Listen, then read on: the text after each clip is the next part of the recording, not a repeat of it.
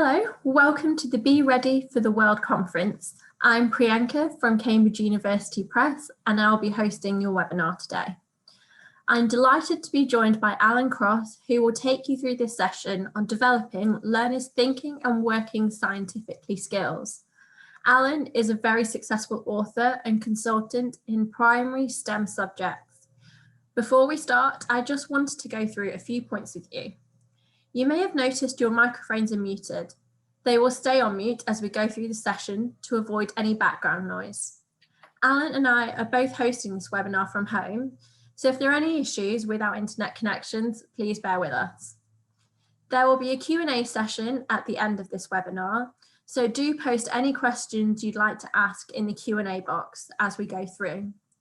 You can also use the chat box for any general comments, but please do not post questions for Alan in here as they may get lost in the chat.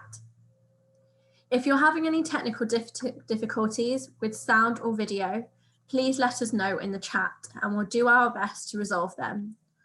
We recommend you use headphones to listen to this session for the best sound quality. We are recording this webinar and we will send you a link to the playlist following the conference, so don't worry if you miss anything.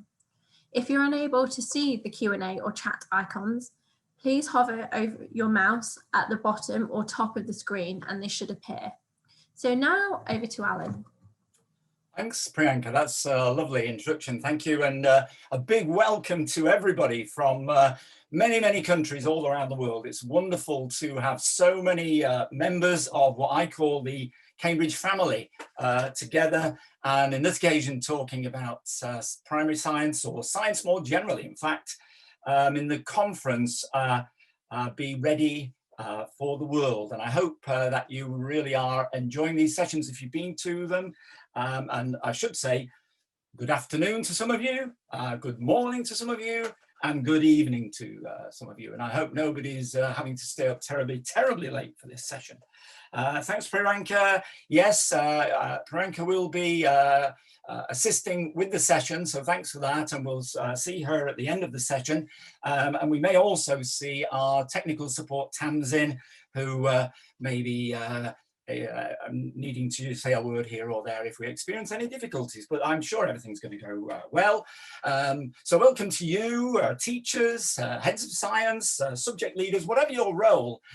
You, like me, all of us are very enthusiastic and keen to develop science in our schools.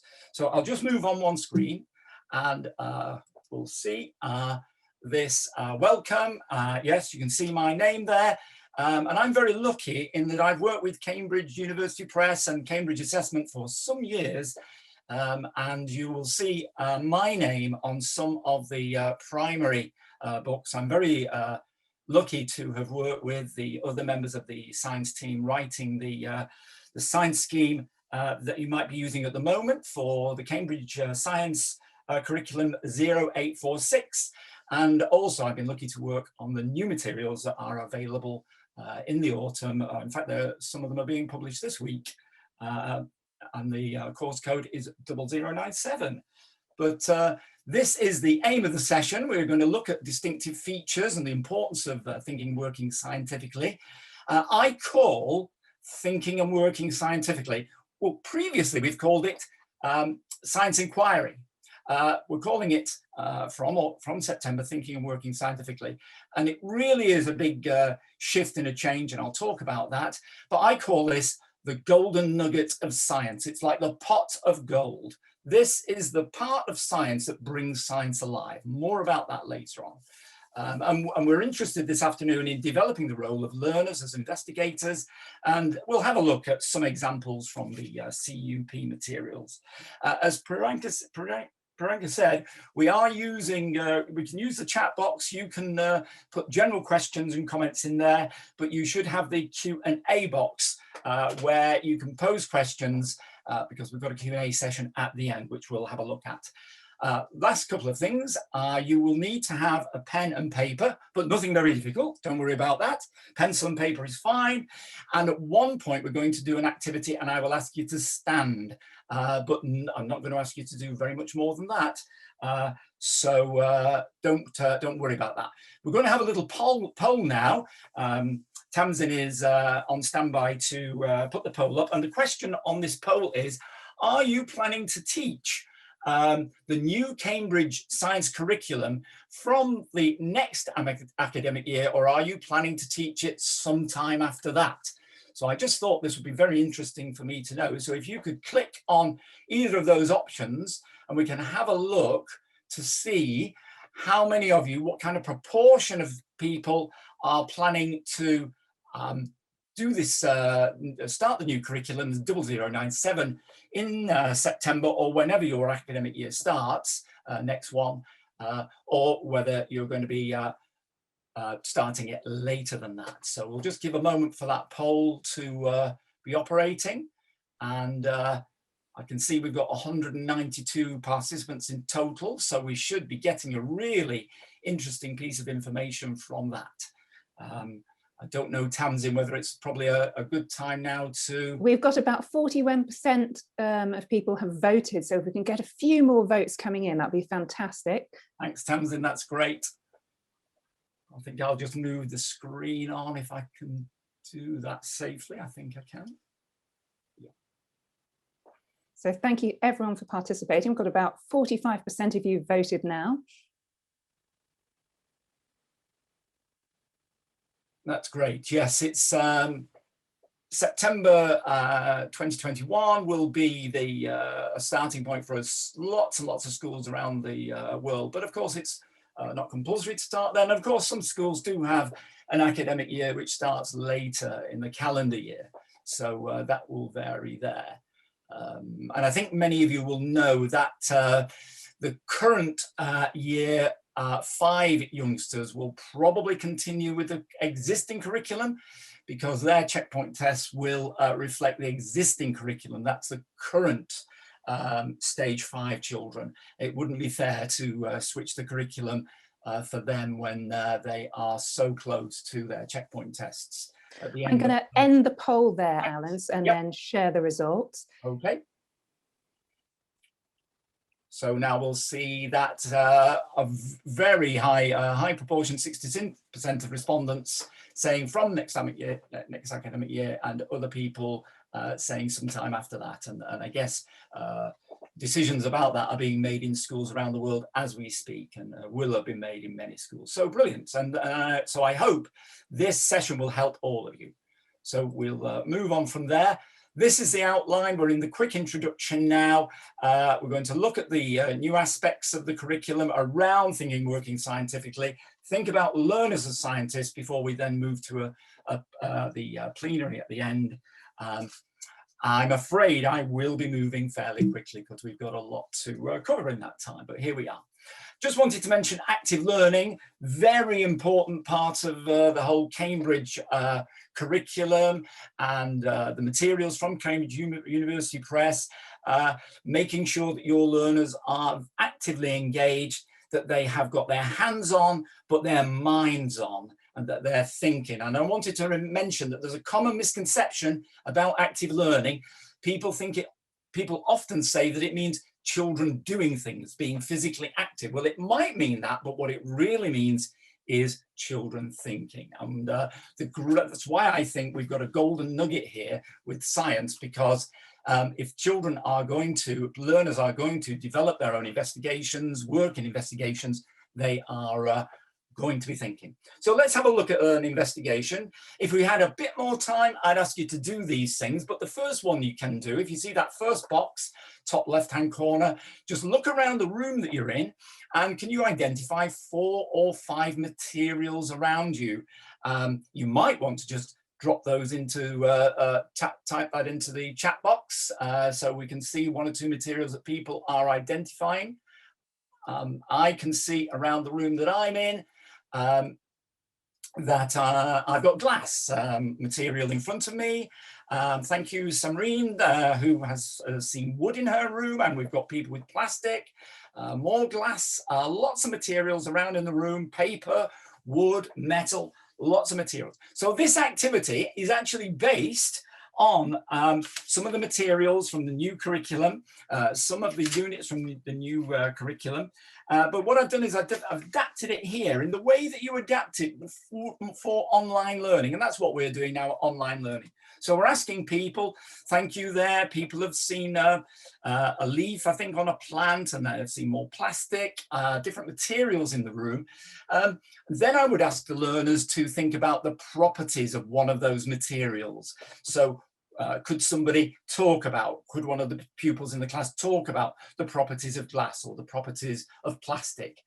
And then we would move on to maybe grouping these materials. And I've put an example there of, are they natural materials or are they man-made materials? That's an interesting distinction. We often have to talk to learners about what we mean by man-made or person-made. It's not a material that you would find in the real world. And then we might go on. We're working step by step through different activities here. We're going very, very quickly. How could we research about these materials? For example, find out more about the source of the material and where it comes from. And we might then move towards an investigation. We might be interested in whether materials are waterproof or not, and we might design a test to see if they are waterproof or not. These arrows on the screen, 5 arrows on the screen, we've rushed through very quickly just to illustrate that these kind of activities are in the CUP materials, but they can be lifted out. We can use them and we can adapt them, change them. It's a very flexible system, and we have to be flexible at the moment, don't we, because of the COVID situation, and some schools aren't actually in class. We know that. So that's an example of that. And I think you can see there the science skills of observing, identifying materials, making groups or classifications, doing some research, and then thinking about some kind of test, which might be a fair test. So thanks for that. We'll move now from what is our introduction to the session to think a little more now about thinking and working scientifically. And this diagram helps us because it shows us these elements that are in this new part of the curriculum. So far, for years, we've called this science inquiry. Actually, it's not just a change of name, it's a very, very significant change. This is not science inquiry rewritten. It is a completely new approach. And you can see there that I've highlighted the word thinking because we've got that in the title, and I've already said how important it is that our learners think. We want the learners to be thinking harder than you are in a lesson. I know that you might think that's difficult, but we really want those learners to be thinking hard and thinking harder. So we've got our title, but if you look at the right-hand side, we've got 4 sections now to thinking and working scientifically. The 3 bottom ones will be familiar in some ways because they typify science inquiry with its purpose and planning, its carrying out of science inquiry, and its analysis and evaluation of conclusions. But there is a stronger element, stronger emphasis from now on the skills in thinking, working scientifically. And I will come in a few minutes to the 5 types of inquiry that are included in here. But I mustn't forget that top one, models and representations, something that we've used in our science teaching for years, something that I want to demonstrate and illustrate to you now. So let's have a look at that. Very useful to us in science. And if you look there on the top left, you'll see a model, a representation of a food web. Lots of you will be familiar with that kind of thing, but it is that. It's a model of feeding relationships. Then if we move towards the middle of the screen, you can see children there researching in a book and making their own model of the digestive system with paper. Again, children using models and representations from books to make their own model and representation. They're having to think hard about that. At the top right-hand side of the screen is a very typical science diagram. I guess you've seen ones like that probably all your lives since you were in school. Over on the right-hand side is a model of a heart. Now that is I think that's a Perspex model. It's a model that's got lots of the moving parts there. And that's what a lot of people think about when we say model. They think of a physical model. But look at those children down there on the bottom right-hand side of the screen. They are modeling an electrical circuit. These children were in the class of my co-author, John Board, and the children are moving around a track and they are behaving as electrons. So that's another kind of model. So lots of different kinds of models here.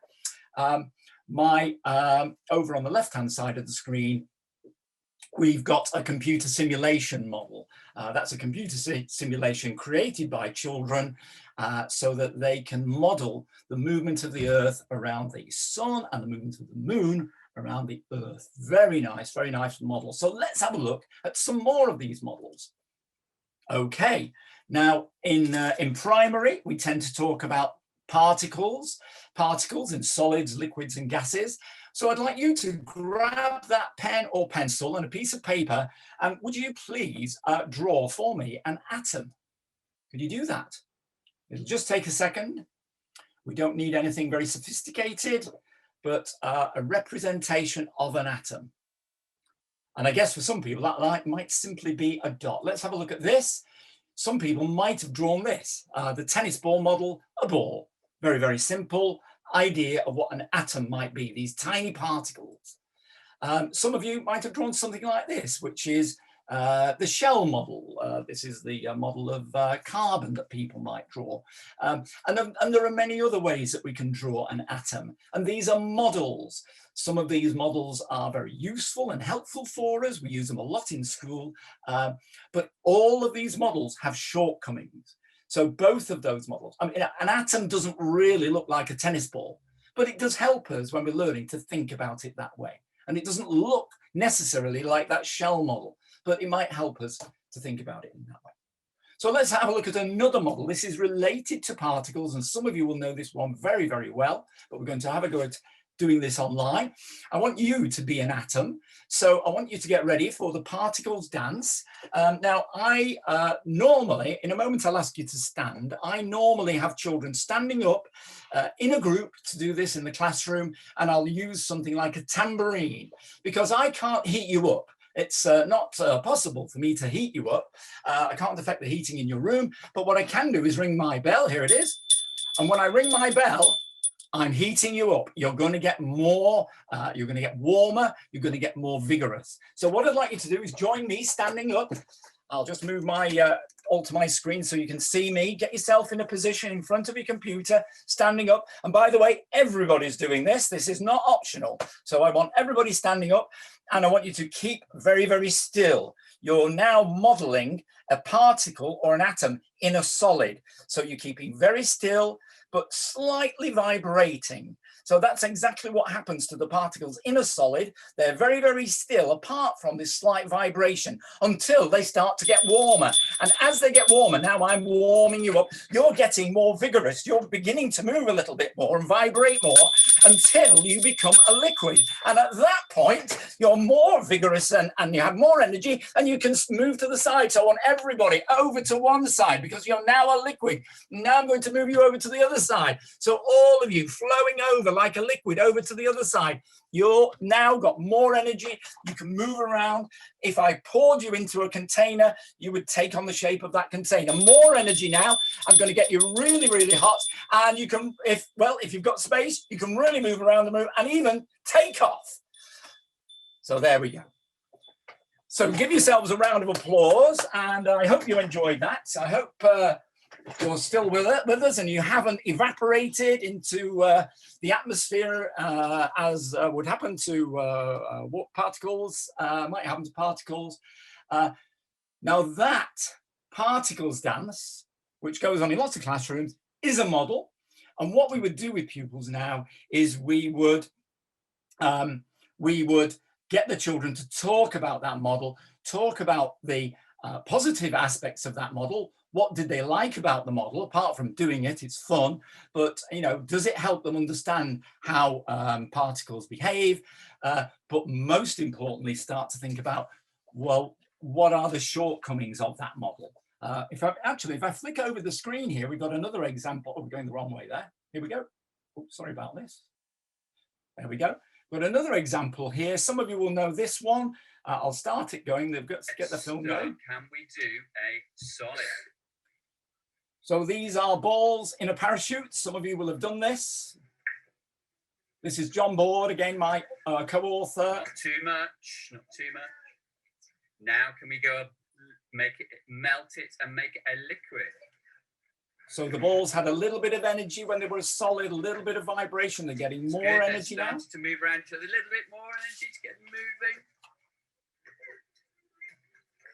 Okay, good. And then can we do a gas? So you can see that's a great deal of fun, the parachute and balls model. But again, you know, there are aspects of that model that are really nice, where we do see the features of particles, but ones where there would be shortcomings about that. And we could discuss that with the children. So the thing that we're wanting to do here is use the models to teach, but also teach the children about the model. And this is about the strengths and weaknesses of models. And this is where the curriculum is coming from. Now, we can look at this very quickly, but these are examples from the new Cambridge curriculum. You can see the characters there, the new artworks, and the books are full of representations and opportunities for learners to get involved in investigations. You can see the ball and the torch there, modeling the earth and the sun. So I'm going to move us on. Thanks for that. So as I said, moving on from models and representations, the new curriculum includes these three sections relating to science inquiry, the purpose and planning, carrying out, and the analysis and evaluation. So you will find in the curriculum that the objectives are more progressive, that the steps are smaller, transition is smoother from one age range to another, transition from stage 6 to 7 is smoother, there's a better balance of science inquiry, and the CUP scheme, the Cambridge Science Scheme, includes every single objective. So all of this is covered in the scheme. So we really do have a great curriculum here and a really good scheme to deliver it. One feature that you'll see in the new materials is that every unit has this feature, think like a scientist. This is an example from stage 1, unit 3. The learners have already done one activity, think like a scientist number 1, and this is the second one. And the point to make here is that the learner's book has these great activities. All of them work, they're all tried and tested by the authors, but the teacher's resource, there's an example there linked to this activity, is packed with really useful advice about the practical guidance about whether you might encounter some difficulty with this activity, misconceptions, ideas for assessment, real excellent resource that every teacher is going to find that incredibly useful. So we're heading towards our next poll in a moment, but I do need to mention that the Cambridge curriculum, and this is now something that we've seen around the world, this has come from research around the world, that in a lot of primary schools, there was little more than fair testing going on. Children weren't doing much in the way of variety of different investigations. So the curriculum now says that from stage 3, that children should each year, probably each term, carry out different types of science inquiry. So research, including researching using books of the internet, and of course their own research around the environment, fair testing, observation over time, identifying and classifying, and pattern seeking, those 5 different types. And I'm interested to know in the poll, I'm interested to know which one of these would you be most confident teaching? So I don't know whether Tamsin is able to get that. Oh, thank you, Tamsin. There we go. So that's our second poll. Just this first question, just one question. Which of these, could you just click on the one that you think you'll be most confident teaching? This will be really interesting to see what kind of response we get to this.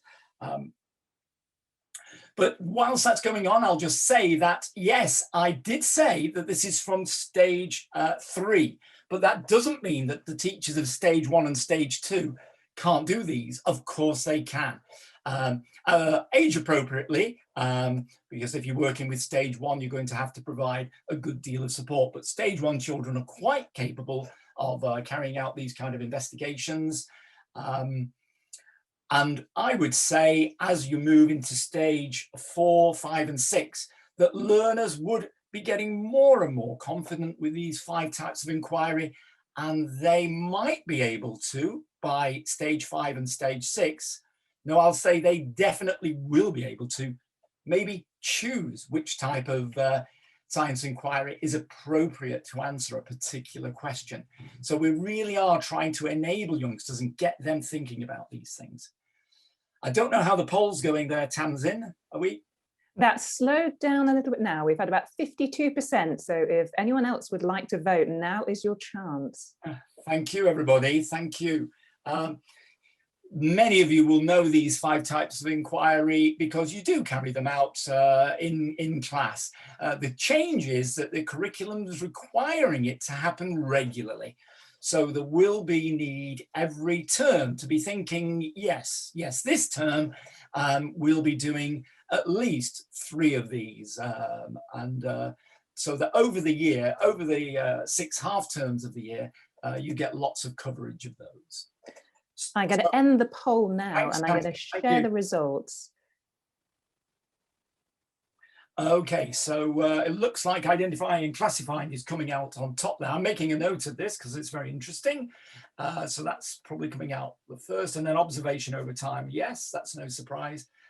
Fair testing, and great, that's very interesting. Okay, so clearly, if we're thinking about providing support for teachers, it might be that this will be an interesting area.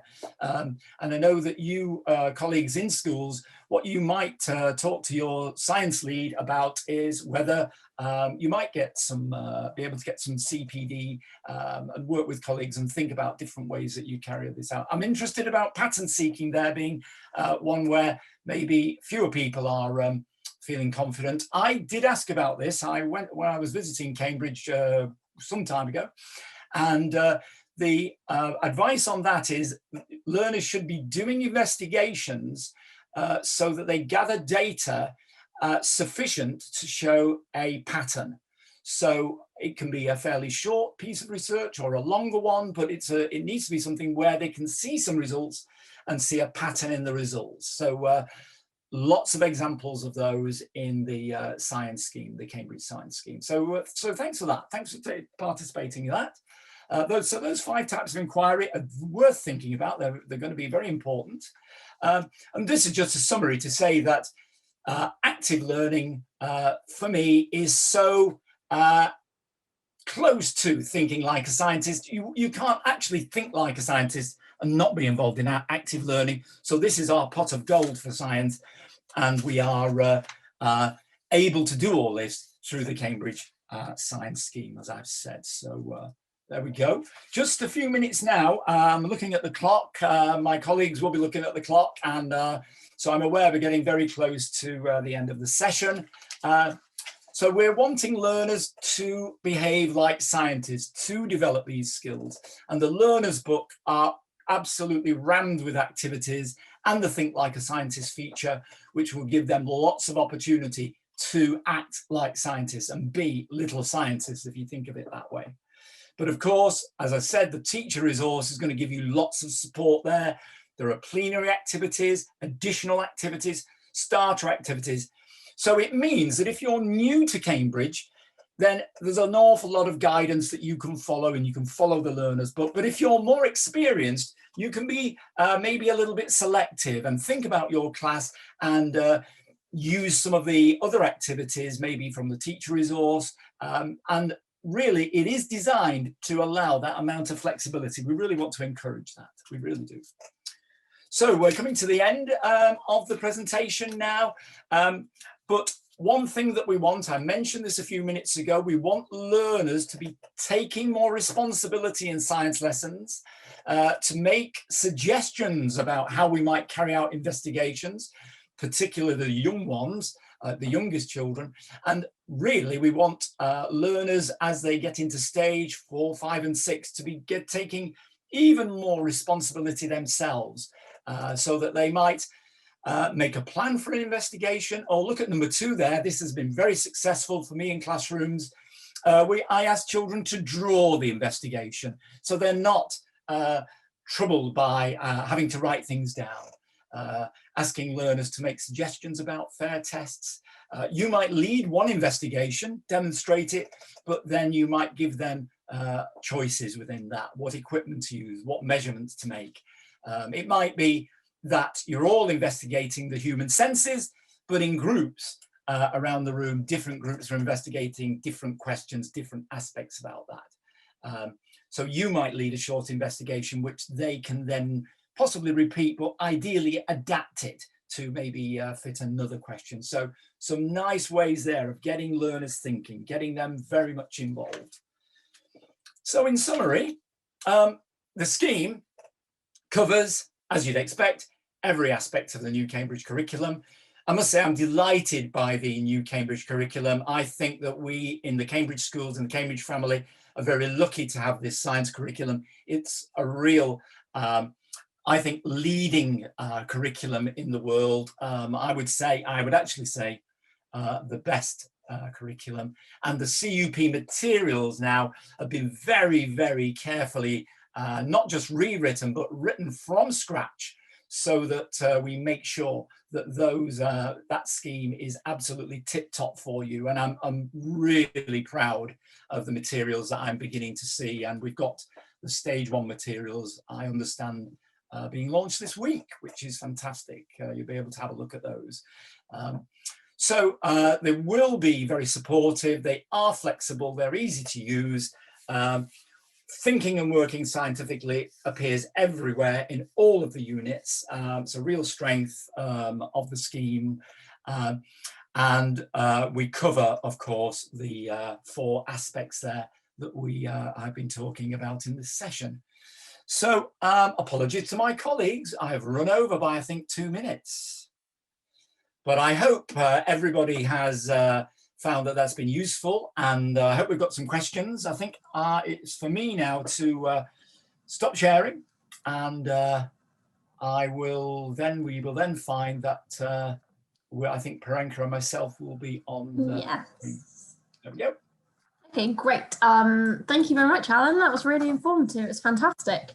So there are a few questions that have come through, so I'll read them out. I think it's on one of your first slides. The question has been asked on the left bottom, does the teacher make the solar system model with coding apps in the models and the representations topic? Well, actually, in that particular example, I did choose it for this very, very reason. The children had done the coding there. So they were using Scratch. I mean, that was a real standout, fantastic example, which, you know, for a lot of people, you might think, oh, golly, that's a little bit more sophisticated than maybe I could, I could cope with. But it's just an example that to show that there are so many of these different models. We kind of take them for granted, but they're everywhere for us in science. Thanks for that question. Another question is personalizing, dramatizing a concept in science, isn't it? So I guess that's talking about those are things that can be brought into science quite well. Of course, of course. And, you know, I believe in making lessons memorable. I want my learners to go out of that classroom thinking, that was a great session. I can't wait to tell my friends about it. I can't wait. And the particles dance, we're going to do that on the playground now. Or maybe I'll teach it to my siblings at home and my parents. So learners are going home with these ideas. And frankly, they never forget that lesson. Thank you. Absolutely. It's been memorable from today for me. Okay, so do you have any templates or forms on this inquiry-based activity? It may be, yeah, you might be able to. We do provide in the teacher's book some useful suggestions for templates for that, but there are lots of them around. You don't have to search very far on the internet using a search engine to find these. The simplest one I know is POE, Predict, Observe, Explain. And you don't have to queue up at the photocopier in the morning to get these printed out. You can just give every child a piece of paper, ask them to put a P at the top, an O halfway down, and an E at the bottom, and they can predict what's going to happen. They can observe what happens, and then they can try to explain it. And can I just say, that explaining is so important. Getting learners, it's the thing that primary children find challenging. Well, we all find challenging, but hey, so great question. Yes, and do have a look around online. I'm a great follower of Twitter, can I say that? And there's lots of advice around. So if you know a topic that you're interested in, you'll almost certainly find teachers talking about it on Twitter. I'm always on there. And next question. Could you please give an example to help differentiate between observing over time and pattern seeking? Okay, yeah, observing over time can be any opportunity where the learners are making observations, and those observations are going to change because something's happening over time. Classic example of that would be growth of seedlings or growth of plants. Any of that, changes in the weather, so that over time we see significant changes. Now, you could argue that, oh, well, that's every little bit of science, but I think there are lots of things that we do in science where, yes, there are changes, but they're occurring as we're rolling things down slopes or we're making observations. That particular one, it's a good question, and I think you do need to think about it, talk to colleagues about it, look at the things that you're used to doing, but it's those where the time is significant and there are changes occurring. I guess one example would be monitoring water as it cools in a container over, say, half an hour, because over that time you would see different readings. Now, I'm just checking, have I answered that question? I think you did. Over time. Yep, thank you. Yeah. So in simple words, there are soft and hard skills. How can we maintain the consistency and collaboration, etc.? Yeah, I do struggle a little bit with the idea of soft and hard skills, because I think they're skills. And in science, the skills are the ones that we know: observing, predicting, asking questions. Again, a Google search will give you a very quick list of these. And you'll find, actually, if you read the Cambridge curriculum, you can pick them out in the learning section, and so I would say they're both hard and soft, really. People often, when they're talking about soft skills, they often mean about the human interaction and communication and that kind of thing. So I'm not going to say one's more important than the other. What I am going to say is science skills are critical, but it's not a distinction I make that often, I'm afraid. Thanks for the question. Good question. Okay, next question. Yep. Please do share the reason behind the inclusion of Earth and space as the fourth strand in primary science. Ah, very good. No, it's not just in primary science, it's in the whole curriculum. Absolutely. And the rationale for that is based on research around the world, that actually many countries around the world value this part of science very highly. It features in international comparative tests. And it was felt that the previous curriculum didn't emphasize it as, enough, and that it needed more emphasis. And so one way to do that, well, the way to do that is to give that a really clear progressive strand. And you'll see when you look at the new curriculum, I said that thinking and working scientifically was now more progressive, but it's true for every part. And if you look at that strand of Earth and space, I should say, then the steps are very well written, very, very progressive. I have to take my hat off to Cambridge. They've done that very well. Thanks for the question. Good question. It is a change. This question, do you have any rubrics for developing science skills for inquiry aspect? Well, it depends what you mean by rubrics. My bottom line here is to shift the emphasis to the learners as quickly as I possibly can. Now, I've taught kindergarten and I've taught stage 1 through to high school. And what we want to happen there is the youngsters to take on more responsibility. So I would use things like the POE that I referred to earlier and other similar things. And what I would do actually is I would discuss that with your colleagues, because if you're going to start using those in a school, it's a good idea if the teachers of stage 1 and 2 decide which of these rubrics they're going to use, and then maybe of stage 3 and 4, so that they know what they're going to do, and that is then progressive onto stage 5 and 6. So do that, work together as a team on that, and you'll find that very, very quickly the learners get very, very confident. That's our objective. Thank you. Good question. Can you suggest ways of inquiry and investigation in the remote teaching scenario / online classes? Yeah, I've been discussing this with a lot of people, and there's no doubt about it that if you look at the curriculum, any curriculum, not just the Cambridge curriculum for science, then there are things that you can do really well at home and learners can do really well at home. And one example of that would be observing. So observing living things just from their window or in the immediate safe surroundings of the home, observing materials in the home. So there are lots of bits of science inquiry that we can do really well with online learning, but there are some bits that are a bit harder. For example, anything that's going to use any specialized equipment, which school will have, but you can't guarantee the children are going to have. So I've been recommending focus on the things that you can do and you can do well. So look at the curriculum, look at the scheme of work, look at the teacher's book, look for those things that you can do, adapt them, as I did in the example, and make a note of the things that you're unable to do so that you can back to them. But remember that idea that I mentioned a few minutes ago, which is get the children to draw the investigation. So they can do that at home, and they can draw themselves using science equipment. Sadly, you can't guarantee that they're all going to have it, but they'll be very, very proud of their drawings. And there might be drawings that you can hold on to. And in 6 or 7 weeks' time, or whenever you're back in school, wouldn't it be great to actually take 1 or 2 of those drawings by the children, those plans by the children, and let them actually have a go? What a great idea.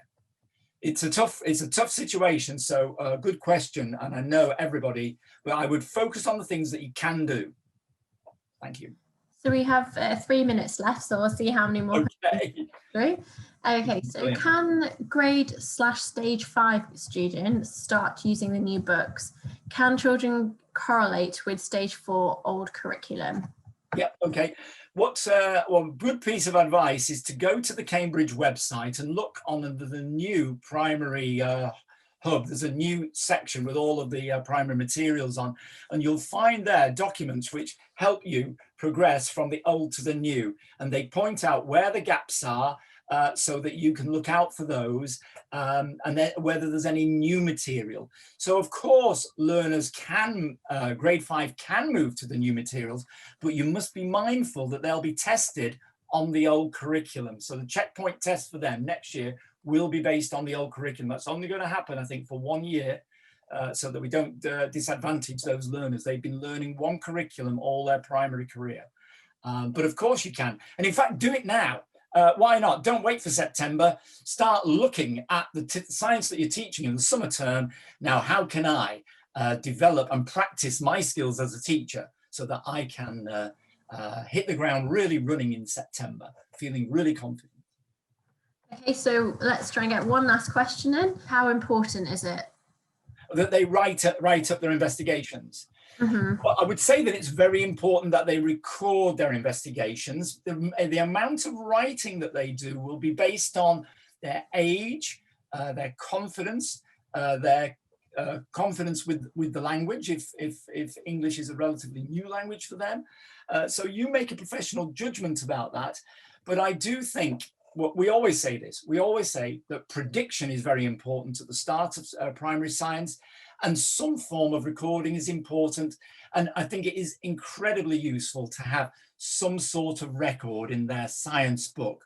But I do encourage people not to get too hung up about having masses and masses of material in that recording. There might be occasions where the children record quite a lot, and occasions where they record much less. And it might be on some occasions that a photograph will do as a record. So, yeah, I hope that's helpful. Thank you so much, Alan. That's all we have time for today. So we hope that you enjoyed the webinar. Thank you for all of your questions, and apologies that we didn't get around to answering all of them. Thank you also to Alan for taking the time to be with us today. As we said earlier, we'll be uploading these videos, a recording of them, to YouTube, so you'll be able to revisit the webinar and share them with your colleagues. I hope you enjoy the rest of your day. Thank you again for joining us. Yeah, big thank you. Keep safe. Fantastic to see you all. Enjoy teaching that science.